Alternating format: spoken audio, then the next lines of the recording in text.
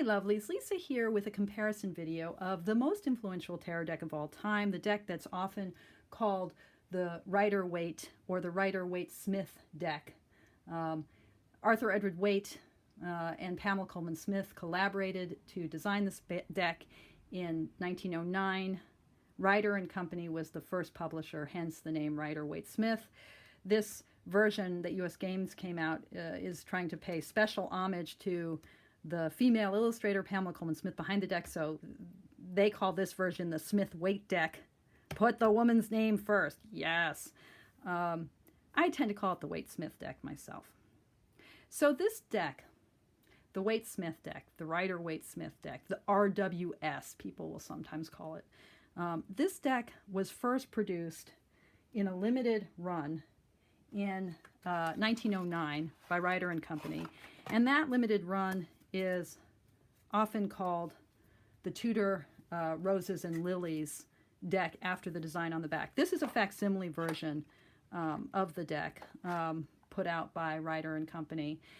I don't recommend this version of the deck other than the fact that the novelty of it having the roses and lilies. The coloring, I mean, the palette is pretty, actually. The sort of dusky sand colors in this sort of sea foam bluish green, but the clarity, and that's very pretty, but the clarity is really lacking, particularly noticeable when you come to some of the more complex images in the Pentacles, the Ten of Pentacles or the King of Pentacles, where, my God, you really can't tell what are those blotches on his cloak. But this version of the deck, this Rider original Rider Waite Tarot deck, is hearkening back to the very first published edition of the Waite Smith Tarot in 1909. But nearly all, I mean, I would say 99.9% of all Waite Smith decks produced since 1909 have been related to this version of the deck, the version called the Pam A. The Pam A came out in 1910. It was printed from 1910 to 1920. It has, also like the Pam B, C, and D, there are 4 of these vintage decks. It has this crackle back design, this pebble back design. The Pam A, again, 1910 to 1920, came out in 2 editions, 2 versions. One was a boxed version. This is a 2-part box with a lovely alligator detailing on the finish of the cardstock. And in the box version, you get really the precursor of the Little White Book, which in this case is a little blue hardback book, The Key to the Tarot, 1910. The deck also came out in a sort of blue slipcase, and that didn't include the book.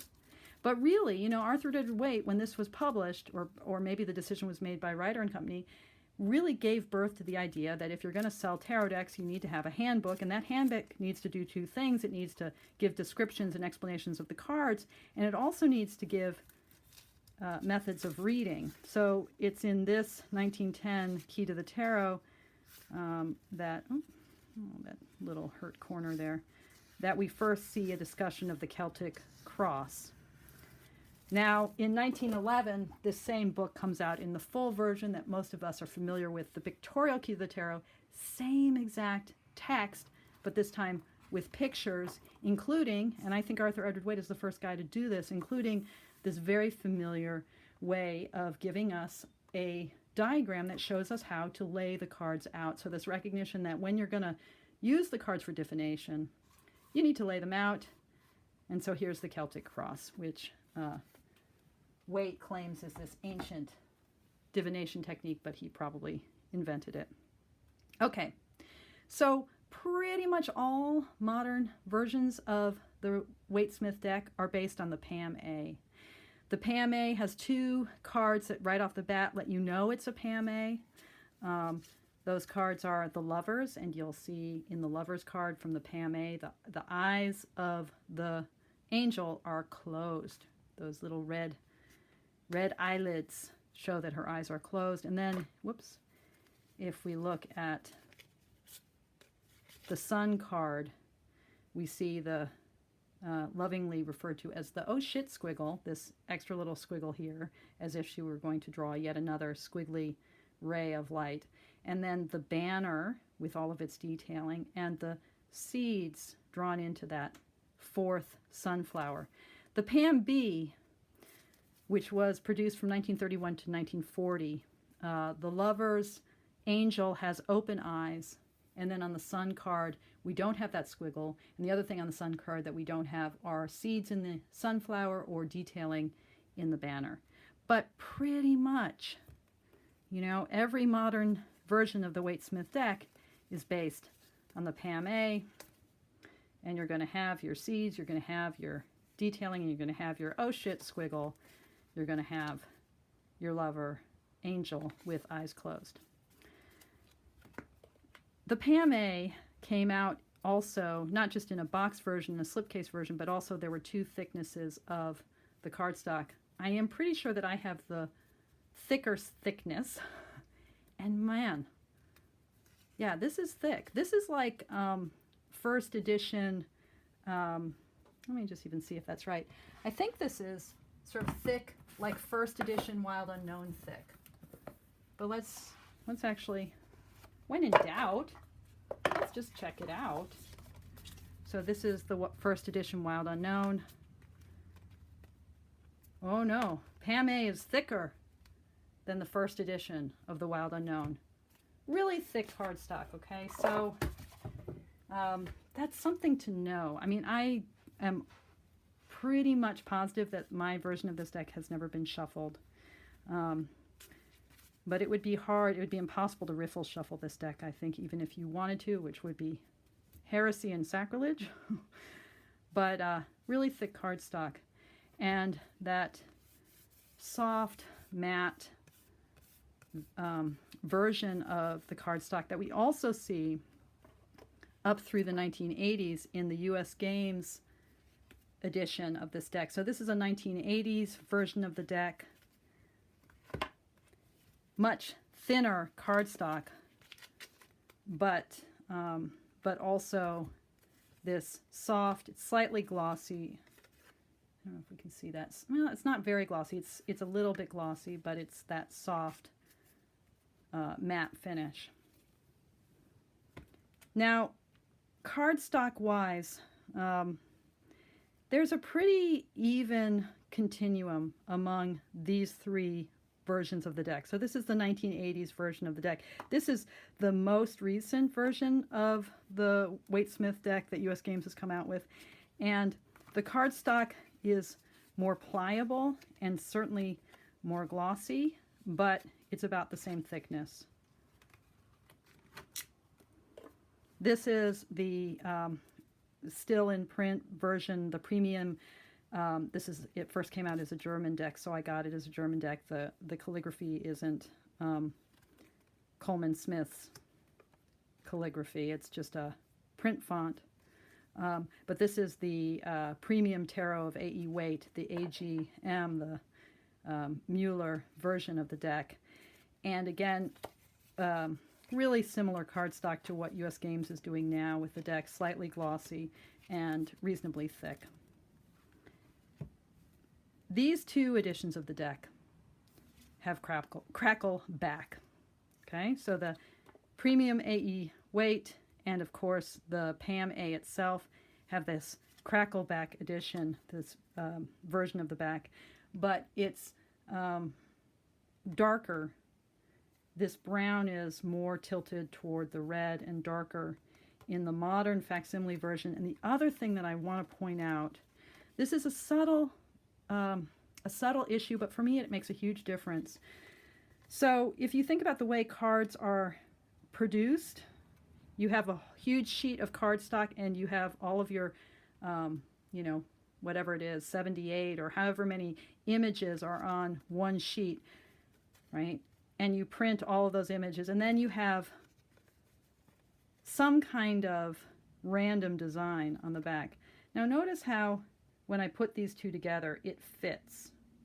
Do you see that in the middle, how there's a continuation here? It's because we have to picture that there is a design that covers the whole of that print sheet. And then when the cards are cut,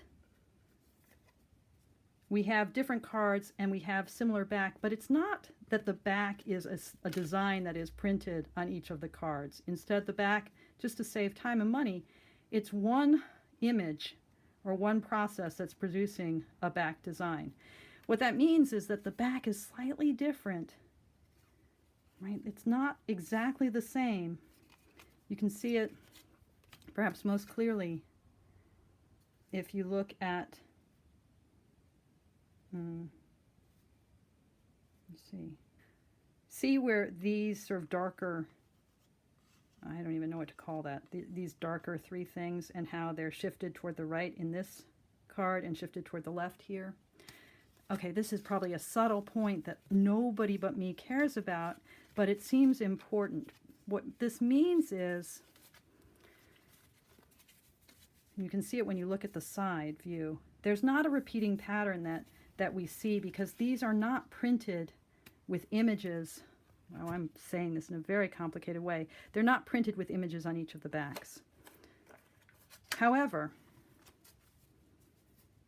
look at this. Do you see this repeating striation? Because in these, the image is the same, has been photographically reproduced. The back image is the same on every card, right? A similar thing happens with the plaid backs. So here's this 1980s deck.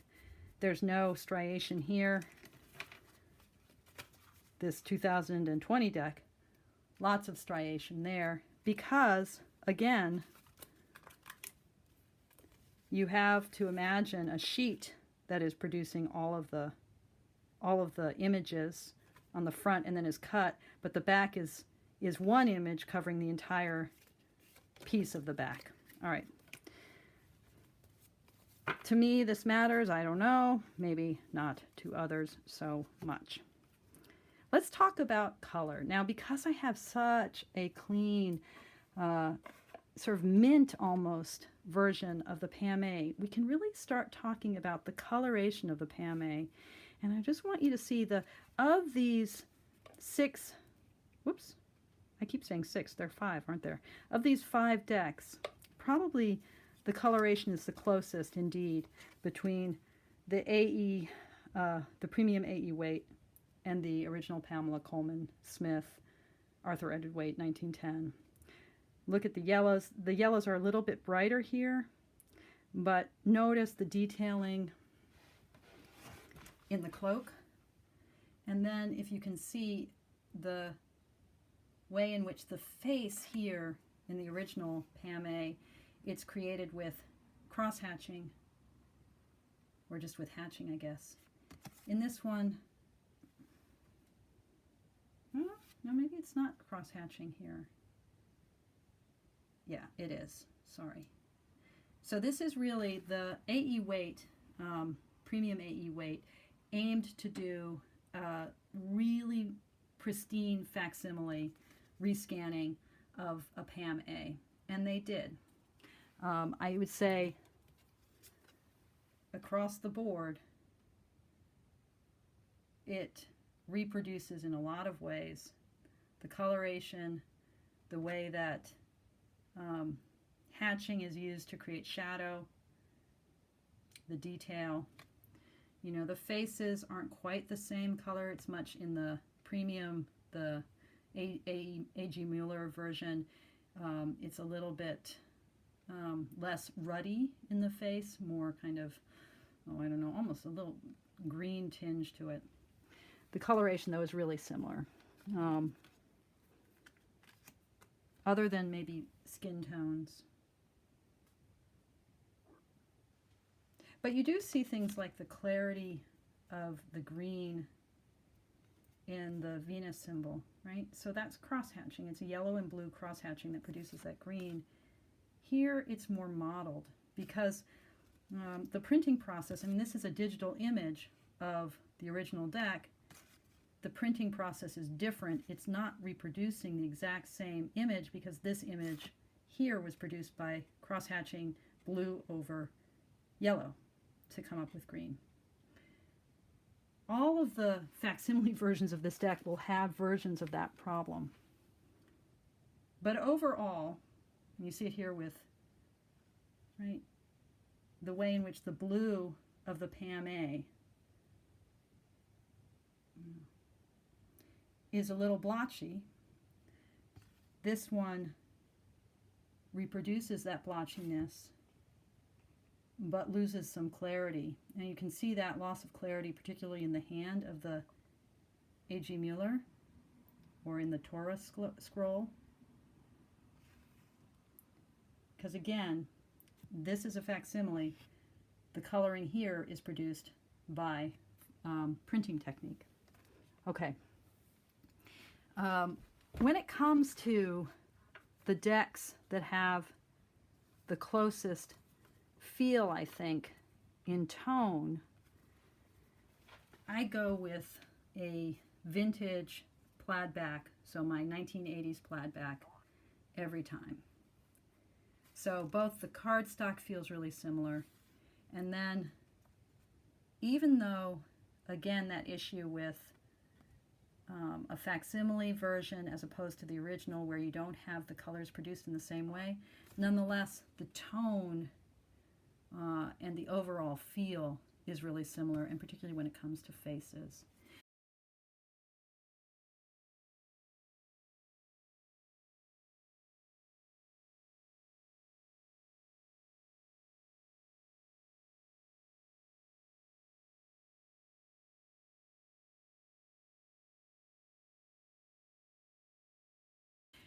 And the card that I go to the most often to think about all of this is actually, well, I love to go to the King of Pentacles because that muddiness that sometimes happens.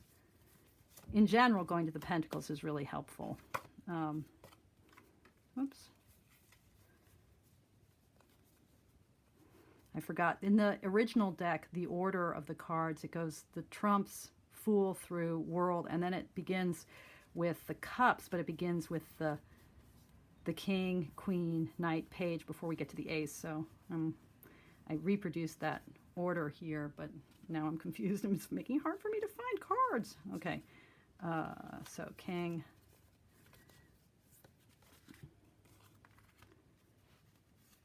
So again, you know, the sort of the clarity and the overall tone. Faces are ruddier in even the 1980s or the vintage plaid back US Games. But overall detail, you really do see, okay, he's wearing a cloak. It has grape leaves on it, and you can see that. But again, the difference in printing style is what produces, so this sort of digital image, well, it probably wouldn't have been digital in the 1980s, but this offset image of the face where it's all red versus the cross hatching or the hatching. Same with his sash here. But the card that often for me is a kind of paradigm card, the card I go to is the Seven of Pentacles, which in the 1980s deck has very bright pink. And then that coloring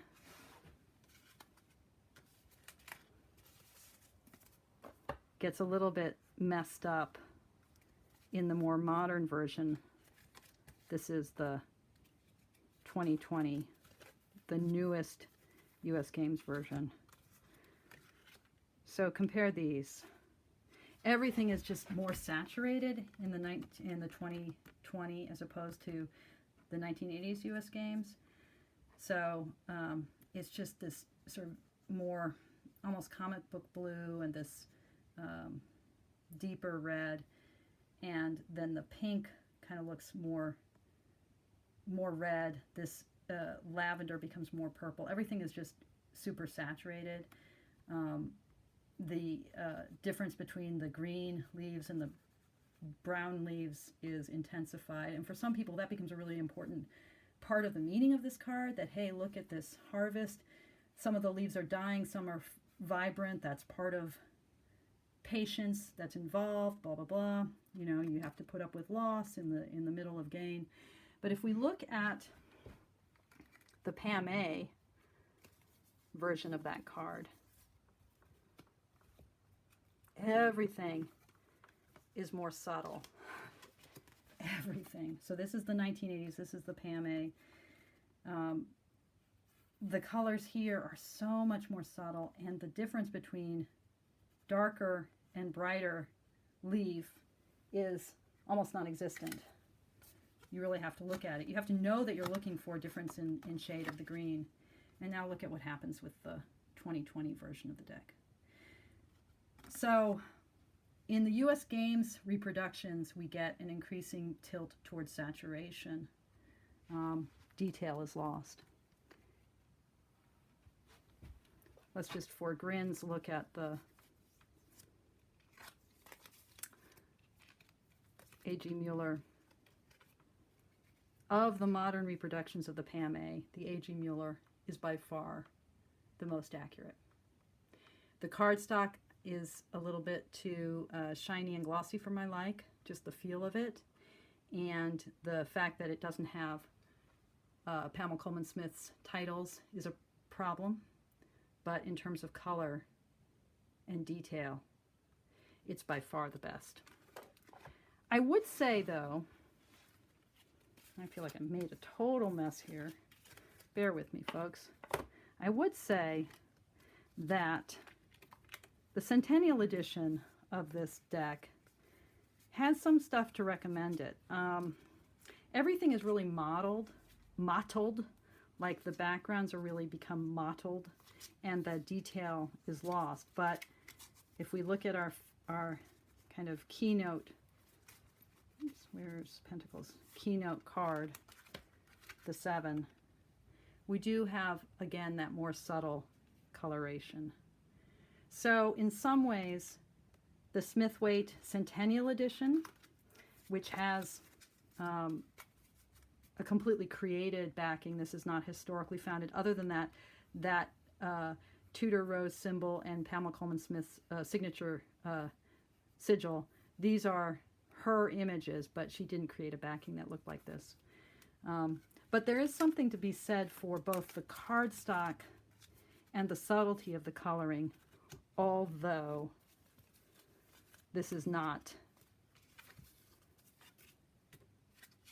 you know, it's not the bright, it's muted, but it loses the brightness.